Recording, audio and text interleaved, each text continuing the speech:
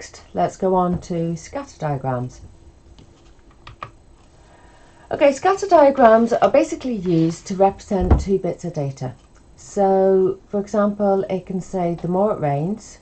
Actually, before I tell you the answers, just have a look at those and see if you can link the questions here with the effects that it will have here. So pause now and then come back.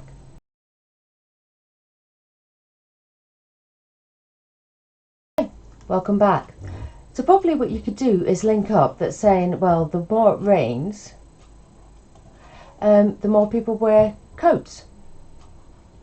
So those two would link together. So in a graph you'd see that the more it rains, you would see more people wearing coats. However, you wouldn't say the more it rains, the taller you are, because there's no correlation between them. And we'll explain how this works. So let me see, the hotter it is, the more people buy ice cream. So that would be 2 and that would be 2. The more you read, the more words you learn. And finally, the older the child usually links to the taller you are. So you can see that you can link the information together. Now this is often used in different parts of statistics, in newspapers, or even in just linking like math results to science results. So scatter graphs are used to represent two linked pieces of data, and you can see that here. For people who are used to graphs, this is usually called the x-axis, and this one up here is usually called the y-axis. So we can see there and there. Now once plotted, the patterns can be more easily found and estimates can be made from it. And the two sets of data do not imply that changes in one changes the causes in the other. It just shows that when you plot them, you can see that there is a link between one and the other. Now, an example of a scatter graph is something like this, and this is ages and height. And usually you do find this, that the older the child, the taller they become. So, there's some questions written down there. Would you just like to try and answer them? So pause now.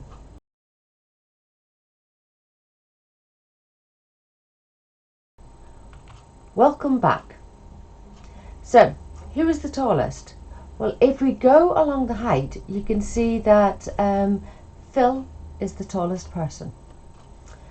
Who is the youngest? This would be going along the x-axis and going up, and you can see that the youngest was Ben and Anne.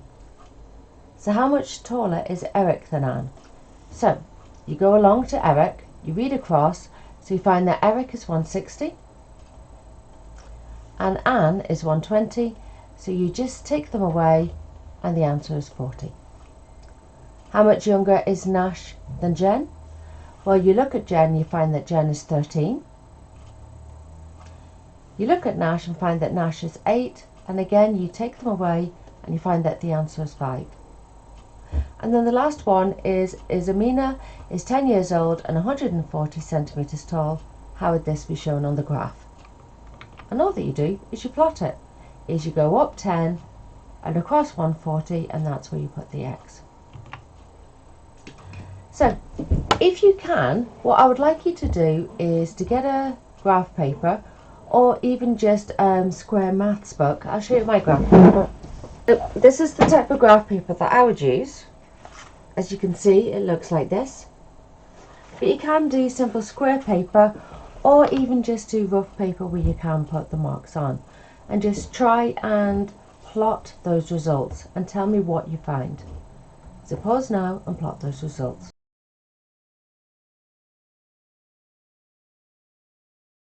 And hopefully you'll find that when you plotted the results, you found information like this. Now the best thing to do is using a line of fit. Now, excuse me here, you would use a ruler in real life, but you try and draw a straight up up here, and roughly where you're looking at is try to find the same number of x's here as up here, which that was actually quite poor, so we'll try that again. A line of fit would roughly be along like this, and then you can see, and you can play around a couple of times just to see where you can draw the line. Now the main thing that's wrong is you can see that this mark here doesn't fit. Now, can you remember what that was called from previous information? Okay, you'd know that was called an outlier. Now, it could just be that the pupil here really studied for his maths, but didn't study for his science. It could be that the marks were recorded wrong, or it just could be one of those things. He was ill maybe for his science paper, but not for his maths paper. All it shows is that result doesn't match the rest of the results. So, a line of fit fits roughly between the patterns of the points. It does not have to go through any of the points or start at the 0 axis. So if you look at here, it can go there. It's roughly have the same number of x's on this side as this side. So you try to fit it in the middle, but it does not have to go through the 0 axis. This one is positive because it goes up. This one you can see is negative because it goes down. And this one, there's no correlation. Now sometimes you get asked to explain in words what positive, negative or no correlation actually means. So mathematically, positive means as one value increases, the other value increases. Negative, as one value increases, the other one decreases. Or this one is there's no correlation between either sets of data, and therefore you can't draw a best line of fit, because where would you draw a line here? Possibly there, which means that there's no line of fit. Okay, so remember these are just a different way to show it. That one is positive. What would the next one be?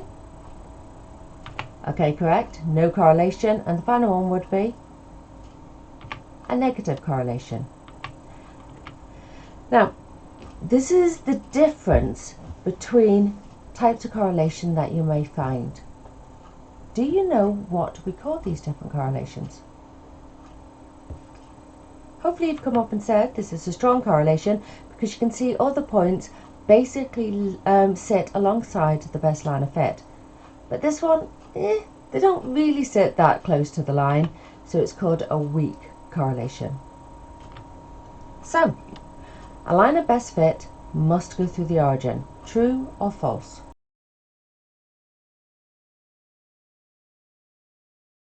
If you got the answer, it's false.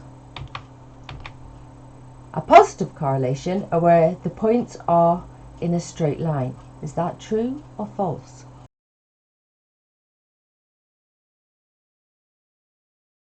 And it's false, because remember it was one points increase, the other points increase. A correlation describes the relationship between two variables.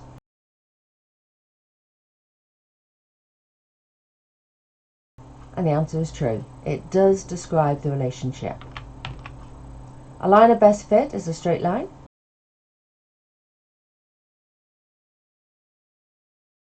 And the answer is true. It has to be a straight line. That's why you really should use a ruler, not just draw it in the way I did with my pen.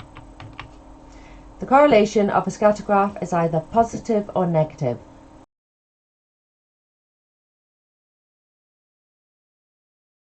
And the answer is false, because you can also have no correlation. A strong positive correlation is when the points are close to the line of fit.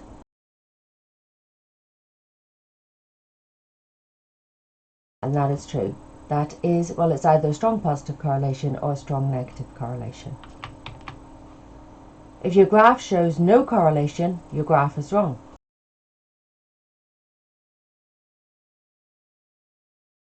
False, because sometimes there can just not be a correlation between the two sets of data. For example, the amount of ice cream that you eat is linked to the amount of tea that you drink. Well, there's no correlation there. At least I don't think there is. Okay, so if you get no correlation, it doesn't mean that your graph is wrong. The accuracy of the line of best fit is not important.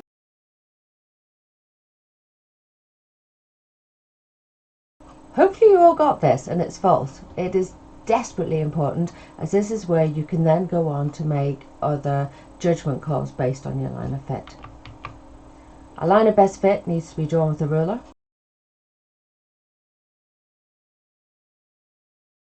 And hopefully you all got that to be true. You have to use a ruler.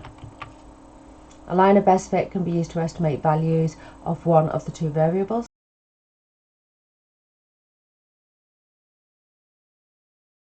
And that is true. That is why we use a line of best fit, which hopefully you'll find out in some of the questions you work through.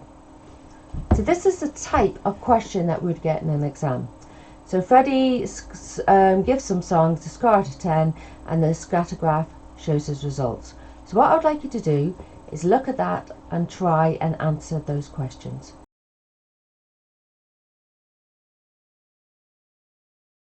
Okay, welcome back. So again, I don't have a ruler here, so please excuse this. I'd say my line of best fit would roughly be along there. That is really bad even for me, so I'd go down like that. Sorry for the wonky line.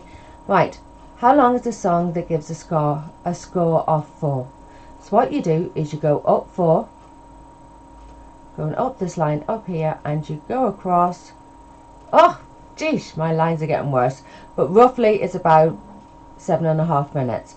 You have to draw the two lines on the graph. So this line will be drawn up, and where that meets, this line will be drawn across. This is what the examiner is looking for, and it's your line of fit. It doesn't mean it's going to match somebody else's. It means it's right for your graph. Freddie has the hypothesis. He says the shorter the song, the more I like it. Well, let's see. These are the short songs, and yeah, he gives the biggest score to it. So that's a good hypothesis. And use the line of fit to estimate the score Freddie may have given to a song of 7 minutes. So what you do is, again, the same way you did before, is you draw a line going up and then across ish, and that'll be 4.5 minutes. Okay, so that's the end of that part. Hopefully it makes sense. You will need to go through your book and find out some examples, because this is really hard to do through a PowerPoint. You just need to go through those examples, plot them, draw your lines of best fit, and just keep practicing. Okay? If there's anything you don't understand, come back to the PowerPoints and then just work through it again. We will be going on to a harder topic in the next lesson, so just remember to stay with me. So remember, red, amber or green. So that's all, folks. Remember to keep working through examples. Remember to maybe download some question papers, and through all of this, with the corona, just stay inside and stay safe.